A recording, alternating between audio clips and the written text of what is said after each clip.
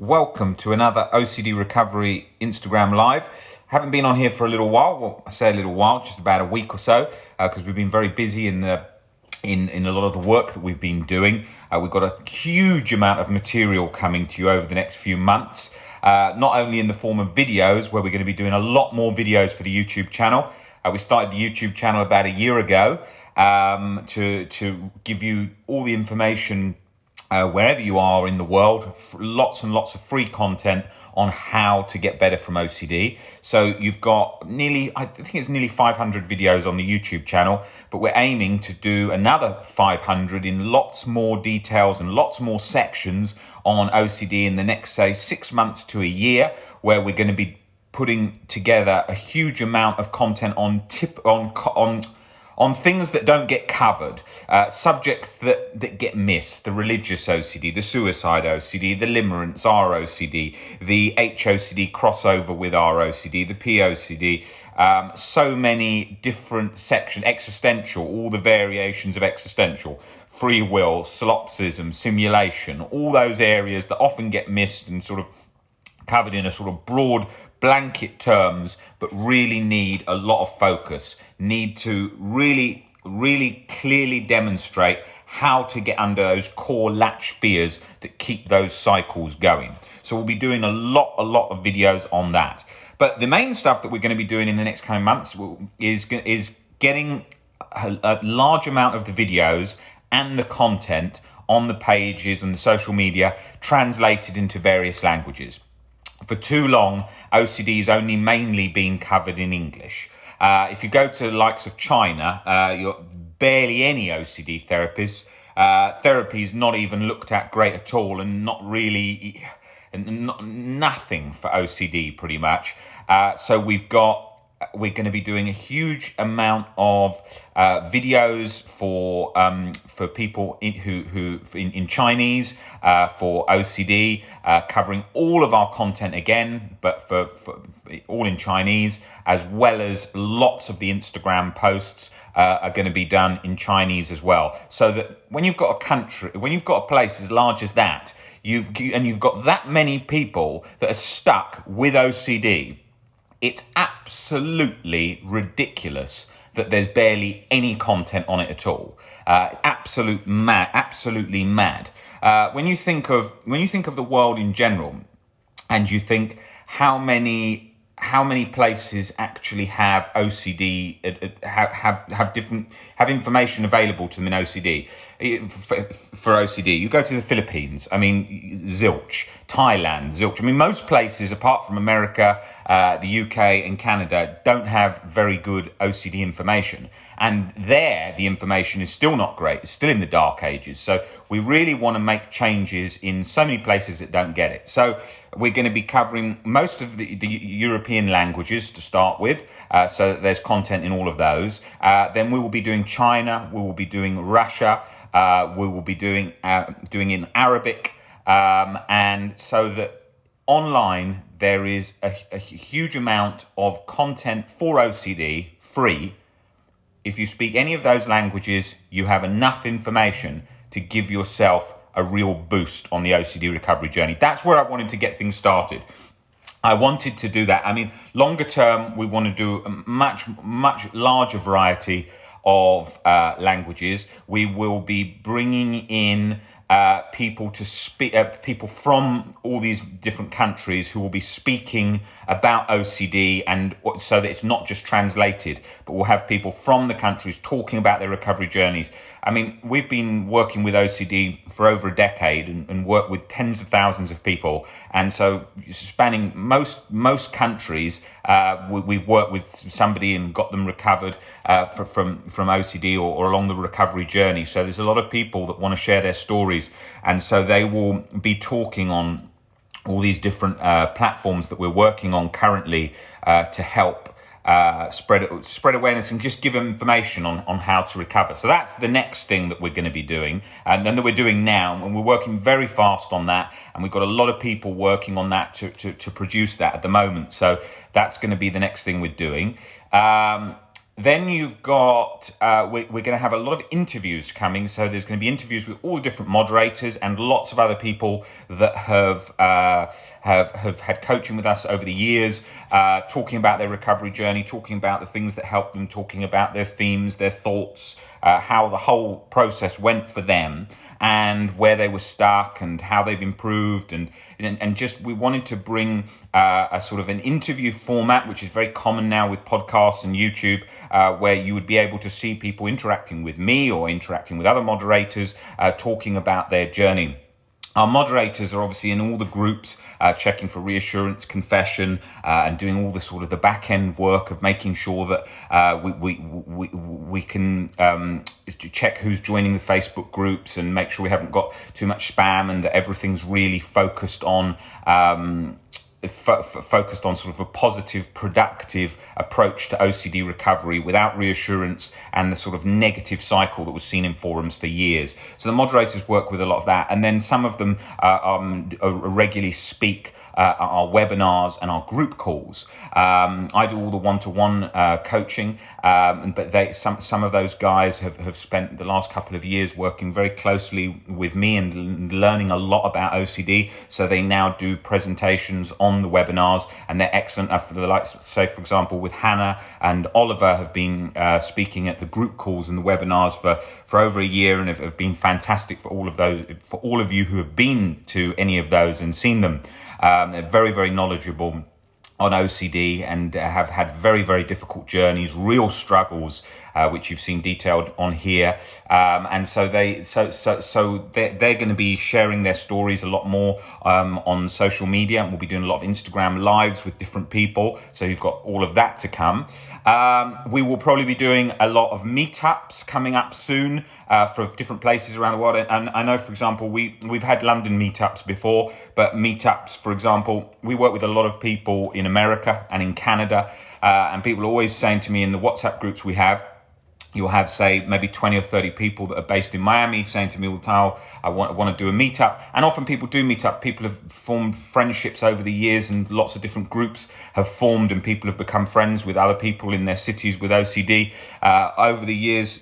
All different connections and bonds have been made, but we're going to do some more meetups, some physical meetups, and I'd like to see them done in the places where we've got the most people. So in places like in Miami, in Canada, we see a lot of people. Holland, we see a lot of people.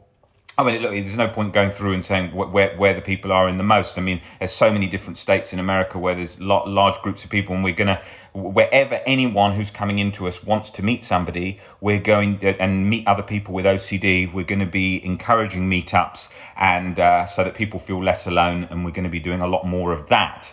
Other things to come. We've got a newsletter that will be going out, talking about all the things that we're up to, as well as a new blog that will be done with loads of our articles and all the old articles that were on the Facebook groups that have been on there for the last couple of years. Those are going to be updated to the blog, so you'll have a newsletter and a blog regularly with all different articles we're going to be doing. What other things have we got in the pipeline that I'm trying to think of on the spot here? I will be back on here doing a lot more Instagram lives again, and we will be doing the snippet versions, which I mentioned before. So it'll be shorter Instagram lives where you can DM me and say what question you want to see covered for the day, and I'll come in and do a sort of 5-10 minute or a 5-minute snippet on that individual question, so that we can get lots of different questions covered. Because we get sent so many questions, and I can't always reply in DMs.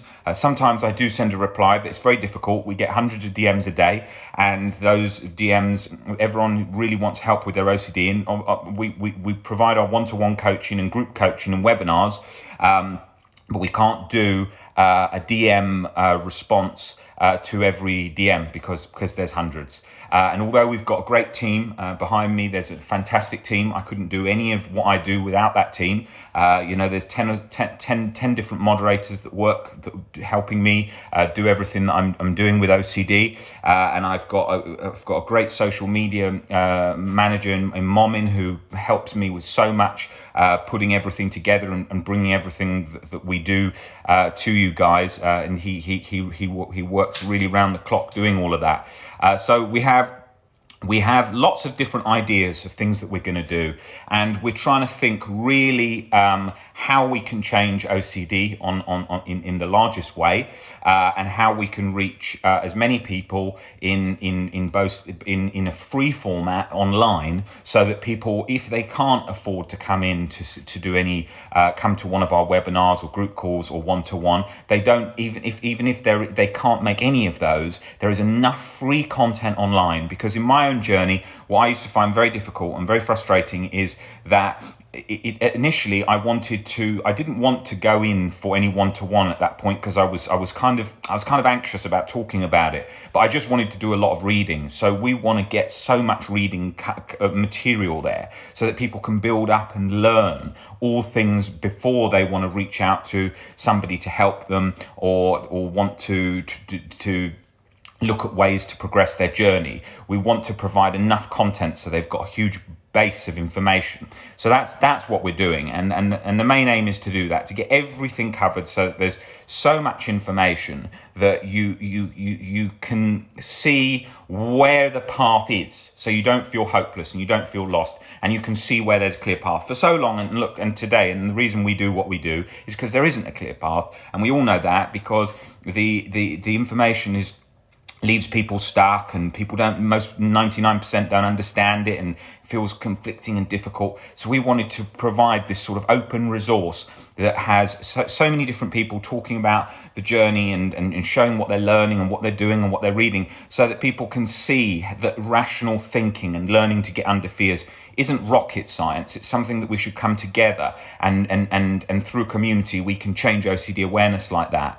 And obviously, with OCD, it's something that, unless you have it, it's very hard to understand it. I mean, the narrative for so long has been leave thoughts there, don't engage with thoughts, and it was like, well, when you've done that and you're still stuck, well, you feel like you're never going to get better, and that's so important, and that's the narrative we're trying to change, to show people that you need to get under it more. You need to get a deeper level of acceptance. Often it's very stubborn, often it doesn't go. Often there's been some life event that's made something a bit more tricky, in terms of you're scared of something, and it's learning to get under all of that. Just like the first book on the reading list by the founder of CBT, Albert Ellis, talks about how to stubbornly refuse to make yourself miserable about anything. I mean anything, and it is anything, and that's what we're doing, and that's what we're working on, getting people to see and to understand. So yeah, that is the next steps that we've got in the next couple of months that we're going to be doing, and then we will be looking at many other things that we can do, and we're always looking for advice on things that you want to see, topics you want to see covered, ideas that you think might be helpful for us in what we're doing, and that together is bringing us along this journey. I mean, when I started with what I did, with what I do, I'd been coaching for a long time, and then I decided to go on social media and start with Twitter and tweeting, and then that took a long time, but it got people information in snippets where they could really see things, and people could really relate to things, and then over time that built up and built up and built up, and then I moved across to Instagram, and then built that, and then that brings us to where we are today. And from when I started, with social media, when I started with that, not when I started with coaching, but when I started with social media, I was working, say for example, there was maybe 20 to 30 people that we were interacting with on a very close level, and then that built and built and built, and then today where we're working with tens of thousands of people, and it's a very different operation to when we began, and something that we've been working very long time to putting into place, and that's why we wanted to make sure that we had a team to run that properly, because what I'd seen for so long is I knew that once we went through those stages to where we are today, is that what would happen is, once forums get to a certain size, the spam, it becomes kind of negative. People go, oh, well, I've had this fear. Have you had that fear? I've had that. Oh, I've been stuck forever. And you get this sort of negative rhetoric going all around all the time, and then loads of confession, and then they sort of really go wrong. And so for ages, 20 years ago, when I was suffering, I was online, and they were just all reassurance, and there was like 2 or 3 moderators, and they were barely in there, and the whole place just felt like no hope and completely stuck. And so I thought, well, we've got to make this Facebook group have 3 or 4 times more moderators to do that, but we need to have a sort of clear message of what we're trying to achieve with it, and certain principles that we stick to. And that's how we've built everything. We've built everything on principles that we wanted to see changed, and we wanted to see how we could make a difference with that. And so that's what we've stuck to. So in those Facebook groups, the main things that we're trying to do is create a sort of positive listening to recovery journeys and sharing that with each person. So that each person is helping one another with sort of positive reinforcement of things that they're learning, instead of just focusing on I'm stuck. Then cutting out reassurance, cutting out confession, lots of recovery stories for hope. And with what we do, we wanted to make sure that there was everyone's journey what used to happen was this: when people used to get better, they used to leave. So anybody who was in a forum 20 years ago, not a forum I was running, but a forum 20 years ago, they'd get better and they'd get out of there. And that was a disaster, because no one would ever see any hope. So when I built OCD Recovery, first of all, I made sure that we got OCDrecovery.com an auction, because I wanted to make sure that was the message. That was the main principle that we wanted to show people, that recovery, you can recover. So that was the first thing. Then I wanted to make sure that we built a community that had a large amount of hope. So it showed people recovering, and it showed people making progress, and people could talk and speak to each other, so that we didn't have sort of like in the past when I was in it, there was just so much nonsense, like just so many terrible sites that were sort of all hype and no clear message. They were at that time, a lot of the work that I do now today talks about no deadlines on recovery and things like that. Back then there wasn't. People were doing courses of a 10-day deadline course to recovery and stuff like that. So we wanted to make sure that through social media, everybody who was getting better, you could speak to them and you could see, what were you doing? You could see they were real people, and you could see that they were real journey, so that you could see the approach of what was happening and how it was happening. And so that confidence then builds in the community, because with a doubting disorder, all day long what happens is you've got doubt. I can't do it. They were different. This was that, and so on. So everyone feels stuck and thinks they're never going to get better all the time. That's what's happening. It was so important to make sure that we could show and meet people that were on the same journey, just like you and just like me, and they were recovering, and that was relatable, because that was the way to make it change. So that's what we did. And that's what we're doing now with the Facebook group. And so like with our art competition recently, things like that, proactive change, showing for awareness the struggle through art, and showing how people can take positives from it, and flipping questions round so that people can see that, from a scary situation, I can turn this into a positive. From what has been my what have I gained from having OCD, instead of like all the negative around it. And that was the main message, because for so long, if you went into the past, there was at one point the World Health Organization ranked OCD as top 10 most debilitating illnesses until treatment got better. And the problem with that was that obviously people felt helpless. And then if you go on a lot of medical websites, they're like, 50% of people recover, 50% don't. And it was all just information based on, of course that occurs when somebody doesn't respond to say, for example, exposures, that only will get into it to a certain amount. But then when their thinking's all in their head, fear of existential, fear of PSD and stuff, and there's no acceptance there, it all went haywire. And I knew that was going to occur, and I knew that was going to happen, because I'd seen it. If you look through history, you can see it.